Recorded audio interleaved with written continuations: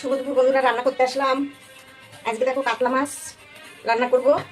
এখানে আমি লাউ কেটে নিয়েছি আর আলু আর লাউ দিয়ে আজকে কাতলা মাছের ঝোল করব জিরে আদা বাটি দিয়ে। আমি এখানে মাছে নুন হলুদ মাখিয়ে নিয়েছি, কড়াইও বসিয়ে দিয়েছি। আমি এবার তেল দিয়ে দেবো। তোমরা এইভাবে লাউ দিয়ে মাছের ঝোল যদি না খেয়ে থাকো একবার খেয়ে দেখবে। আমি কি বলবো, আমি বলবো না যে এতটা ভালো হয়, তোমরা খাওয়ার পরে বুঝবে যে কতটা ভালো লাগে খেতে। লাউ দিয়ে তো আমরা চিংড়ি মাছ খেয়েছি, মাছের মাথা দিয়ে খেয়েছি, অনেক রকম ভাবে খেয়েছি, কিন্তু এইভাবে লাউ দিয়ে কাতলা মাছ দিয়ে ঝোল করে খেয়ে দেখবে একবার।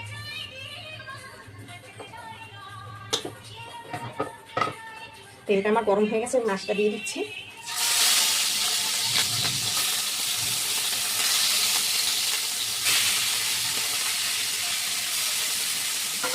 এখানে দুটো আছে ছোটো ছোটো বান মাছ, এই যে সেই চিংড়ি মাছ কিনেছিলাম, ওর মধ্যে পেয়েছি।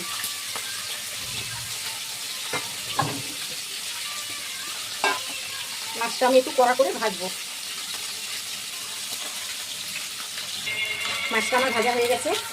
সত্যি কথা বলতে কি, এরকম একটু রান্নার সময় একটু হালকা করে গান বাজবে, আমার এবার খুব ভালো লাগে, জানো বন্ধুরা।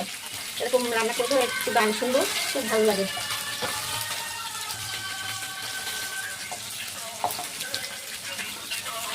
মাছটা এবার তুলে দেবো।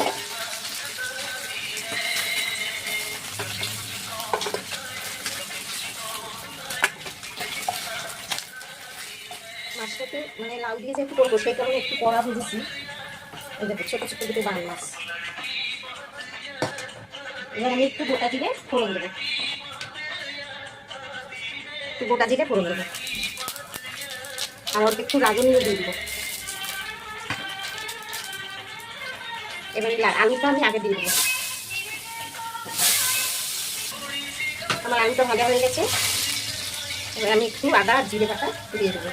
এই ঝোলটার মধ্যে শুধু আদা জিরে বাটাই চলে, আর কোনো কিছু চলবে না, যেহেতু লাউ দেবো সেই কারণে। এই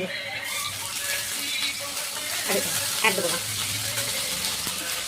এই ঝোলটা কিন্তু খুব একটা মানে গাঢ় হবে না, একদম হালকা পাতলা হবে। একটুখানি জল দিয়েছি মশলাটা কষানোর জন্য। এবার আমি কাঁচা লঙ্কা দিয়ে দেবো 1 চামচ, আর অল্প একটু হলুদ দিয়ে দিচ্ছি, আর একটু কাশ্মীরি লঙ্কা দেবো।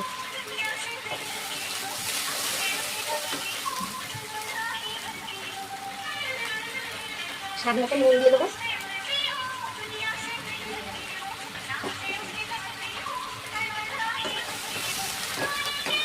এবার মশলাটা একটু কষাবো, তারপরে জল দেবো, একটু ঢাকা দিয়ে কষাবো।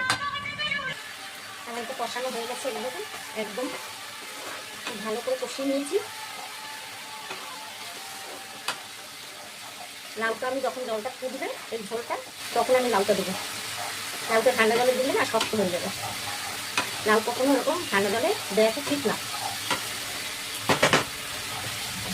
মশলাটা খুব সুন্দরভাবে কষানো হয়ে গেছে।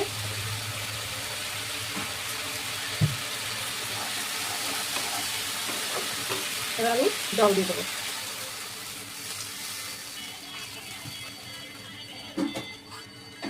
এই ঝোলটা ফুটবে যখন, তখন আমি লাউটা দিয়ে দেবো। ঢেকে দিই। ঝোলটা ফুটে গেছে, এবার আমি এই লাউটা দিয়ে দেবো।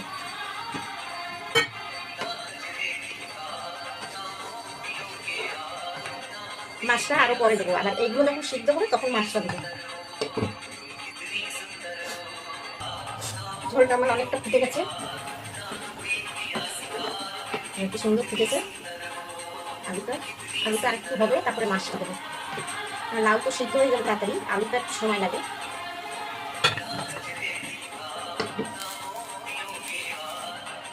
এইভাবে একবার করে খেয়ে দেখবে, আর যদি থাকে একটু ধনেপাতা যদি থাকে দিলে আরো ভালো লাগে, কিন্তু আমার ধনেপাতাটা নেই, অপূর্ব লাগে খেতে।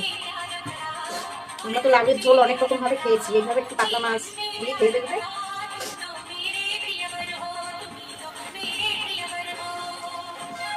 এবারে আমি মাছটা দিয়ে দেবো। মাছটা ঢেলে দিচ্ছি, মাছটা একটু ফুটবে।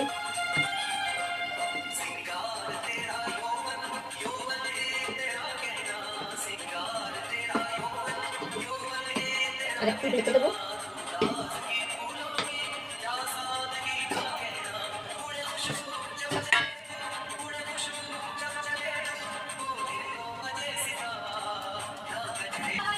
ঝোলটা আমার অনেকটা ফুটে গেছে,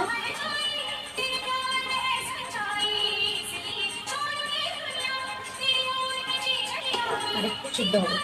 এখন আলুটা একটু শক্ত আছে,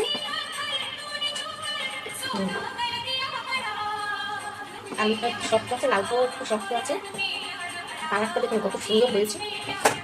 সত্যি কথা বলতে এরকম বাটা মশলা দিয়ে রান্না করে খেলে এত টেস্ট হয়, মানে গুঁড়ো মশলা দিয়ে খাওয়াটা একদম উচিত না।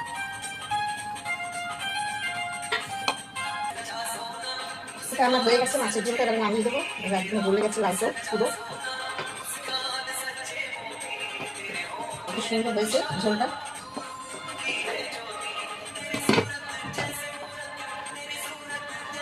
মাছের ঝোলটা আমার হয়ে গেছে, এটা আমি নামিয়ে দেবো, একদম রেডি। এটাকে আমি নামিয়ে দেবো, গ্যাসটা অফ করে দিলাম। বন্ধুরা, আমার লাউ দিয়ে আলু দিয়ে মাছের ঝোল কেমন হয়েছে কমেন্ট করে জানাবে, ঠিক আছে? আর এভাবে একবার করে খেয়ে দেখবে, দারুণ হয় খেতে। দেখুন কালারটা দেখতে শুধু একবার কত সুন্দর হয়েছে, যেমন দেখতে সুন্দর হয়েছে তেমন খেতেও খুব সুন্দর হয়েছে। দেখুন এইভাবে একবার করে খেয়ে দেখবে, ঠিক আছে? রাখি, আবার দেখা হবে নতুন কোনো ভিডিও নিয়ে।